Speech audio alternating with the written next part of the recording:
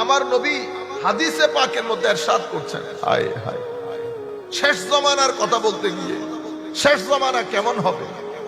আমার নবী বলছেন তিনটা জিনিস সমাজ থেকে একেবারে উঠে চলে যাবে, মানুষ জানবেও না। কয়টা জিনিস উঠে যাবে? আমার নবী বলছে তিনটা জিনিস কিয়ামতের আগে, এগুলা কিয়ামতের আলাদা। কয়টা একেবারে না হয়ে যাবে? সেই তিনটা জিনিসের মধ্যে প্রথম জিনিস হালাল রুজি। সুতরাং আমরা যেটা করব সেটা হচ্ছে, যেহেতু আমার নবী বলছে হালাল রুজি উঠে যাবে, তো আমি হারামের সাথে যদি আমার সম্পৃক্ততা থেকে থাকে, আমি হারাম থেকে দূরে থাকবো। আল্লাহর দরবারে দোয়া করব, আল্লাহ যেন হারামের টাকা এক পয়সাও আমার ভিতরে, আল্লাহ যেন মৃত্যুর আগ পর্যন্ত আমাদের ভিতরে না ঢুকায়। 2 নাম্বার জিনিস উপকারী জ্ঞান উঠে যাবে বলেছে। 3 নাম্বার জিনিস আমার নবী সাল্লাল্লাহু আলাইহি ওয়াসাল্লাম ইরশাদ করেছেন, একনিষ্ঠতা উঠে যাবে। আল্লাহর জন্য মানুষকে চাওয়া, আল্লাহর জন্য মানুষের সাথে দোস্তি করা খতম হয়ে যাবে। অন্য রিওয়ায়াতের মধ্যে আমার নবী সাল্লাল্লাহু আলাইহি ওয়াসাল্লাম ইরশাদ করছেন, হযরত আনাস বলছেন, আমি তোমাদেরকে এমন একটা হাদিস বলবো যেটা আমার নবী আমাকে বলেছেন। আমার নবী আমি বাদ আর কাউকে বলেন না, আমি আমার নবীর কাছ থেকে শুনেছি। আমার নবী ইরশাদ করেছেন, ইন্না মিন আশরাতিস সাআ, তো কিয়ামতের আলামত হচ্ছে আইয়ুরফাআল ইলমু, দেখছেন, ইলমে নাফে, উপকারী জ্ঞান জমিন থেকে উঠে যাবে। আপনি কেমনে বুঝবেন কিয়ামত এসে যাচ্ছে? আমার নবী বলছেন একেবারে সিম্পলি বুঝতে পারবেন, তো কিয়ামতের আগে আমার আল্লাহ বড় বড় আলেমদেরকে, জমিনের মধ্যে কোনো আলেমের রব্বানি থাকবে না, বক্তা থাকবে, বক্তা, কোনো আলেমের রব্বানি থাকবে না, যাদেরকে দেখলে আল্লাহ নজরে আসে, যাদের সোহবতের মধ্যে বসতে ইচ্ছে করে, যাদের সোহবতে বসতে ভিতরের জগৎ পরিবর্তন হয়, এমন আলেম উঠে যাবে। আমার নবী সাল্লাল্লাহু আলাইহি ওয়াসাল্লাম ইরশাদ করছেন, ওয়ায়াকসুরুল জাহাল, দ্বীন সম্পর্কে মানুষ, দ্বীনি জ্ঞান কমতে কমতে মানুষের ভিতরে মূর্খতা ছড়িয়ে যাবে।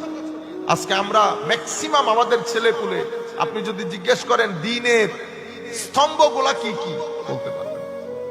নামাজের ফরজ কি, বলতে পারবেন। ওযুর ফরজ কি, বলতে পারবেন। কি কি কারণে নামাজ ভেঙে যায়, বলতে পারবেন। কিন্তু আমরা সবাই আবার আশেক, আমরা সবাই আবার আশেক, এরকম না। আমার নবীর যেই দ্বীন, আনিত বিধান, সেটা সম্পর্কে আমরা জানতে হবে, মানতে হবে, আমল করতে হবে, অতঃপর প্রচার করতে হবে। এগুলা তো দ্বীনের বেসিক।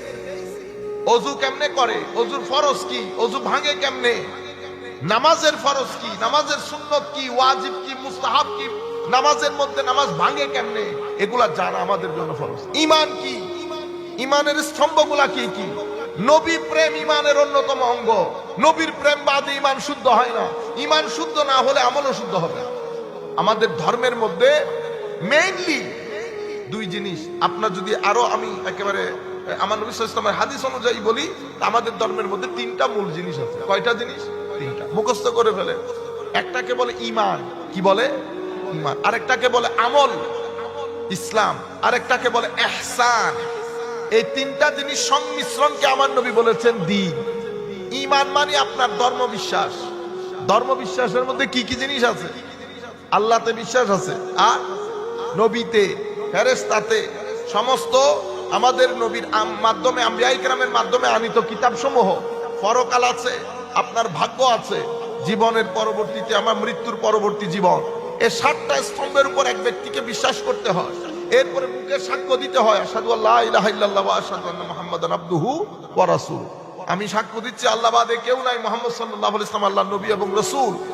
এই সাক্ষ্য দেওয়ার পরে আপনি ইসলামের বাউন্ডারিতে ঢুকলেন, কিন্তু আপনার ঈমানের ক্ষেত্রে ব্যাটারি হচ্ছে আমার নবীর ইশক, আদব, মহব্বত।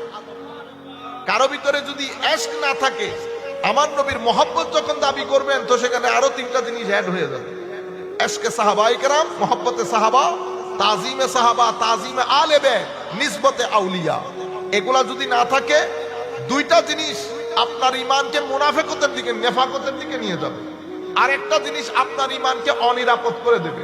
তাইলে ঈমানের ক্ষেত্রে বিশ্বাস করার পরে আমার নবীর ইশক, মহব্বত, আলে বাইত রাসূলের মহব্বত, সাহাবায়ে কেরামের মহব্বত, আউলিয়ায়ে কেরামের নিসবত। আউলিয়ায়ে কেরামের নিসবত কেউ যদি অস্বীকার করে, বেঈমান হয় না, কিন্তু ঈমান অনিরাপদ হয়ে যায়। ঈমান অনিরাপদ হয়ে যায়। আপনি শিক্ষক বাদে পরীক্ষা পাস করতে পারবেন, সবকিছু তো আছে, বইও আছে, সবকিছু আছে, কিন্তু একজন শিক্ষক দরকার হয়, একজন শিক্ষক দরকার হয়। তাইলে এগুলা হচ্ছে ঈমান, এগুলা আকীদা। আপনি এখানে যদি কোনো ধরনের 19-20 থাকে, তাহলে আপনার আমলের মধ্যে গিয়ে এটা এফেক্ট করবে, আপনার আমল হবে না। আমলগুলা কি কি? ইসলাম কাকে বলে? নামাজ। প্রথমে শাহাদা, আশহাদু আল্লা ইলাহা ইল্লাল্লাহ, এরপরে নামাজ, রোজা, হজ, যাকাত। কিন্তু আমাদের ধর্মের মধ্যে সবাই কি যাকাত দিতে পারবে? পারবে না। যাদের টাকা আছে তারা দিবে। সবাই হজ করতে পারবে না, যাদের টাকা আছে তারা হজ করবে। সবাই রোজাও রাখতে পারবে না, যারা সুস্থ তারা রোজা রাখবে। কিন্তু আমাদের ধর্মের মধ্যে একটা অন্যতম পিলার, স্তম্ভ হচ্ছে নামাজ। নামাজ আপনাকে যে কোনো অবস্থায়, যে কোনো পরিস্থিতিতে পড়তে হবে। এই জন্য নামাজকে বলে উম্মতের নিত্যদিনের প্র্যাকটিস, অনুশীলন। এই জন্য আমার নবী বলেছেন, নামাজ উম্মতের আমার এই দ্বীনের ইমাদ। ইমাদ মানে স্তম্ভ। যেই ব্যক্তি নামাজ পড়ে নাই, সে দ্বীনের স্তম্ভ নষ্ট করে দিয়েছে। নামাজ কেন পড়বেন? আপনি বলবেন, হুজুর নামাজ পড়বো কবরে হাসরে মুক্তির জন্য। এই না, মনে রাখবেন, নামাজ কবরের জন্য যেমন দরকার, নামাজ দুনিয়ার জন্য দরকার। আমি শুধু এই মেসেজটা যদি আপনাকে দিতে পারি, আমার আশাটা সফল হবে আজকে। আমাদের একটা বদ্ধমূল ধারণা যে আমি নামাজ পড়বো, রোজা রাখবো শুধুমাত্র কবরের জন্য। না না না, কবরে তো লাভ আছেই। আপনি নামাজ না পড়ে দুনিয়াতেও শান্তি পাবেন না, গ্যারেন্টি। কেন? কারণ আপনার রু বলে একটা কথা আছে, রু। আপনার ব্রেইন, আপনি অঙ্ক করতেছেন, ব্রেইনের খাদ্য যাচ্ছে। কোন একটা কিছু নিয়ে চিন্তা করছেন, ব্রেইনের খাদ্য যাচ্ছে। ব্রেইনের এগুলা খাওয়া দাওয়া। আপনি চিন্তা করা, অঙ্ক করা, লেখাপড়া করা, যেগুলার উপর আপনি চিন্তা করতে হয়, ব্রেইনের উপর ছাপ পড়ে, এগুলা ব্রেইনের খাদ্য। পেটের মধ্যে খাদ্য দেন, এটা পেটের খাদ্য। চোখ দিয়ে মা বাবা দেখতেছেন, পৃথিবী দেখতেছেন, এটা চোখের খাদ্য। তো আপনার সিনার ভিতরে আল্লাহ একটা রু দিয়েছেন, রুহেরও খাদ্য দরকার, রুহেরও খাদ্য দরকার। পেটে যখন খাদ্য দেন, পেটে খাদ্যগুলো আহরণ করে, পেটের ভিতরে আল্লাহ আপনার শরীরের ভিতরে খাস একটা ডিভাইস দান করেছে। সেই ডিভাইসটা আপনার খাদ্য থেকে ভিটামিন গ্রহণ করে পুরো শরীরের মধ্যে সার্কুলেট করে দেয়, যেটার কারণে আপনি উঠতেছেন, বসতেছেন। একটু যদি ইদার উদার হয়, আপনি বলতেছেন, হুজুর আর উঠতে পারতেছি না। কেন? হুজুর সুগার বেড়ে গেছে। সুগার বেড়ে যাওয়ার পরে আর আপনি নাড়াচাড়াই করতে পারতেছেন। দেখছেন অবস্থা? তাইলে শরীর একটা ব্যালেন্সের মাধ্যমে চলে। সে ব্যালেন্সিং এর মধ্যে যদি একটু 19-20 হয়, আমি বলতেছি না ইনফেকশন হয়ে গেছে। ইনফেকশন মানে মারিতে এমন কিছু জিনিস আমি ঢেলেছি যেটা মারি পছন্দ করে না। যেহেতু পছন্দ করে না, মাহি এটা প্রতিবাদ করা শুরু করছে। এই প্রতিবাদ করাকে আমি বলতেছি ইনফেকশন। এখন তার জন্য বিশেষ ওষুধ দিতে হয়, তাকে আমরা বলি অ্যান্টিবায়োটিক। কি বলি? অ্যান্টিবায়োটিক ছাড়া সে আর রাজি হয় না, সে রাজি হয় না। অনুরূপ ভাবে সবাইকে সবকিছু দিলাম, দেখছেন মারির সামান্য অংশ, সামান্য একেবারে দাঁতের শেষ গোড়া, এত বড় ইনসান, এত বড় শরীর, 75 কেজি ওজনের শরীর, সামান্য একটা অংশের ব্যথায় আর নাড়াচাড়া করতে হবে না, কথা বলতে বলতে বার্তা বলতে পারতেছি না, উঠতে পারতেছি না, বসতে পারতেছি। এটা ইনসান, এটা ইনসান। এগুলার মধ্যে ইনসানের অহংকারের কোনো শেষ নাই। হাকিকত বুঝার চেষ্টা করবেন।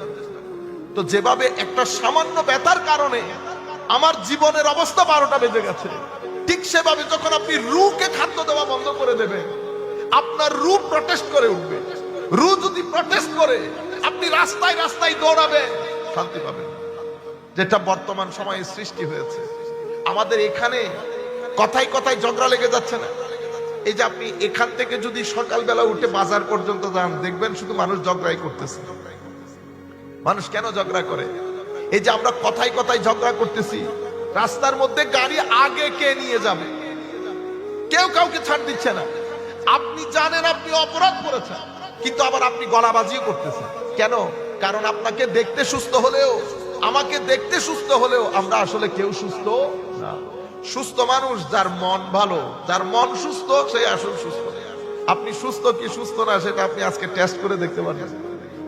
আপনি কোন মানুষের ঘরে গিয়ে যদি তাদের ড্রয়িং রুমে বসেন, আপনি বুঝতে পারবেন তারা মানসিকভাবে কতটুকু সুস্থ। এটা আপনার কারগর পাকা, কারগর পাকা না এ বিষয় না। আপনার জিনিসপত্রের, আপনার ঘরের পরিষ্কার পরিচ্ছন্নতা, আপনার বাথরুমের পরিষ্কার পরিচ্ছন্নতা বলে দেবে আপনি মানসিকভাবে কতটুকু সুস্থ। এমনিতে তো সবাই টাই স্যুট পরে টিস টিস টিস টিস লাগায় বাইরে চলে যায়, এটা না, এটা না। আমি বলতে চাচ্ছি আমার নবী সাল্লাল্লাহু আলাইহি ওয়াসাল্লাম কি বলেছেন, আমার নবী ইরশাদ করেছেন, মানে পরিষ্কার পরিচ্ছন্নতাকে আমার নবী ঈমানের অংশ বলেছেন। কেন? এটার সাথে আপনার ভিতরের সম্পর্ক আছে। আপনি ভিতর থেকে যদি নিজেকে সুস্থ রাখতে চান, কয়েকটা কাজ আপনার জীবনে বাস্তবায়ন করতে হবে, এগুলা ছাড়া